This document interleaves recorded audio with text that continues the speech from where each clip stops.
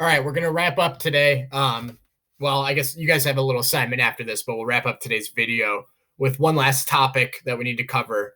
So all of this heredity stuff it's referred to as inheritance because you're inheriting traits or genes from your parents. And it's simple in most cases. We'll focus mostly on the simple version of this, but it's not simple. Okay.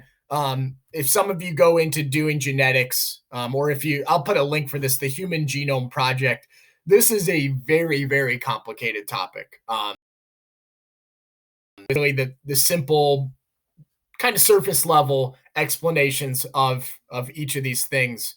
But there's a lot more behind the scenes that we won't talk about this year.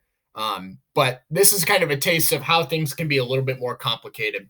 So in many genes, the inheritance pattern that we see is simple, like we just talked about. You get a dominant, you get a recessive, you see how they combine. If you've got two recessives, that's what you look like. Your phenotype is going to be the recessive trait. If you have one dominant, you're going to appear like the dominant trait. Okay, that's great, but not all genes and not all traits kind of follow that same pattern. So we're going to go to 333 in the book. I'm going to read just that codominance, and you can see I've got my cows here who look like they're completely over their life. They're rolling their eyes, and they're going to kind of help us understand what codominance is all about. So in your book, if you look on 332, it's going to talk about incomplete dominance. We don't actually have to talk about that one.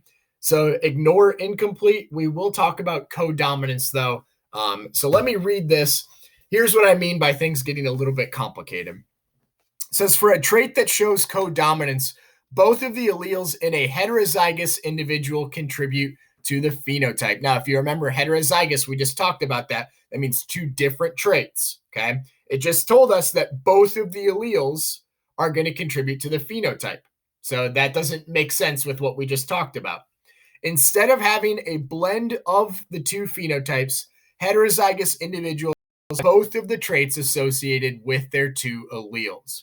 An example of codominance is shown in the genes that determine human blood types. There are three alleles that play a role in determining a person's blood type. There's the A, the B, and the O.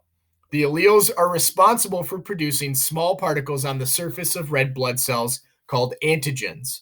The A allele produces red blood cells coated with, guess what? A antigens.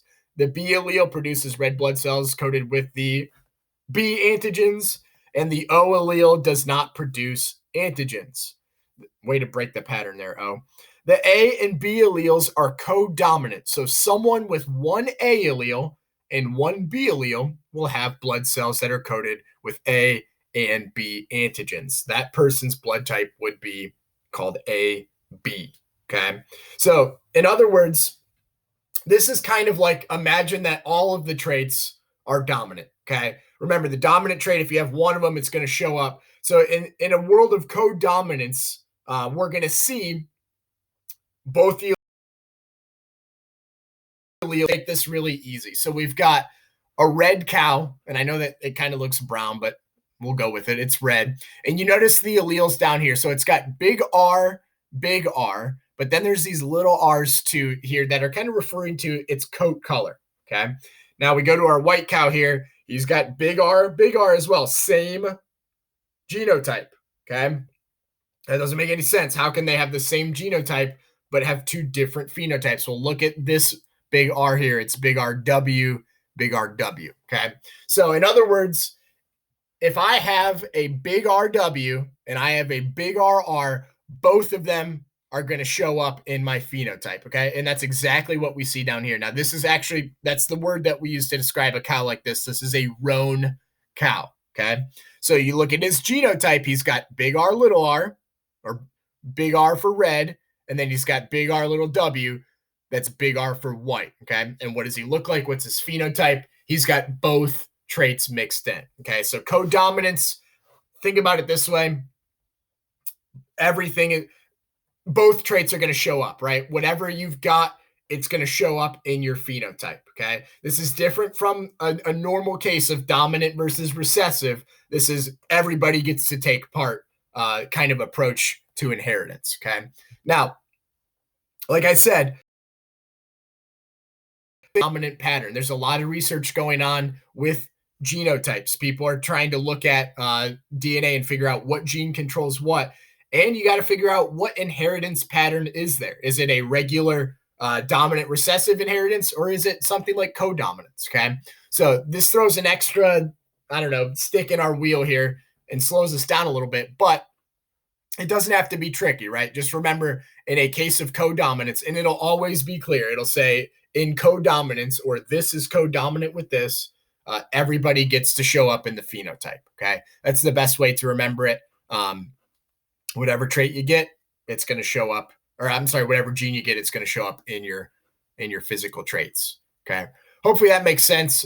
So following this video, I've got a little exercise for you to do, and then I'll be on tomorrow morning briefly. I'll explain kind of how the quiz is going to work. I know it's a little bit different because, but we'll handle that tomorrow. So do the quick little assignment, share it with me when you're done. And then I'll see you guys tomorrow. Have a great rest of your day. Stay safe, stay healthy.